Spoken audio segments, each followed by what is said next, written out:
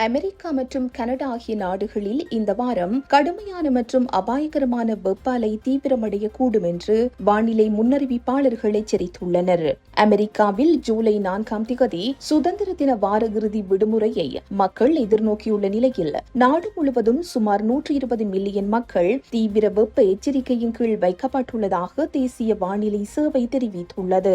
இந்த தீவிர வெப்பநிலை நாளை மத்திய மேற்கு மற்றும் மிசிசிப்பி பள்ளத்தாக்கு பகுதிகளில் உச்சமடைந்து பின்னர் கிழக்கு நோக்கி நகரக்கூடும். 35 பாகை செல்சியஸ் முதல் 40.6 பாகை செல்சியஸ் வரை பதிவாகக்கூடிய இந்த வெப்பநிலையானது அதிக ஈரப்பதத்துடன் இணைந்து 38 பாகை செல்சியஸ் முதல் 46 பாகை செல்சியஸ் வரையிலான வெப்ப தாக்கத்தை ஏற்படுத்தும் என்று எதிர்பார்க்கப்படுகிறது.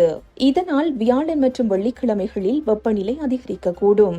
நிலைமையை கட்டுப்படுத்த நியூயார்க் நகர முதல்வர் அவசர கால திட்டத்தை செயல்படுத்தி நூற்றுக்கணக்கான குளிரூட்டும் மையங்களை திறந்துள்ளார்.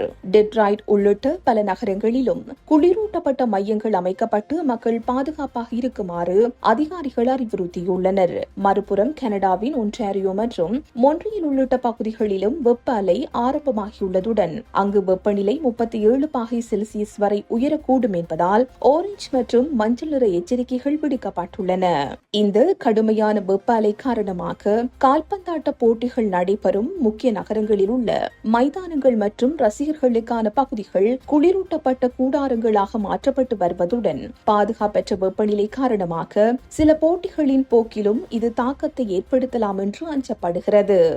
இந்த செய்தி உள்ளிட்ட மேலதிக விரிவான செய்திகளுக்கு www.behindmenews.org என்ற எமது இணைய பக்கத்தினை பார்வையிடவும்.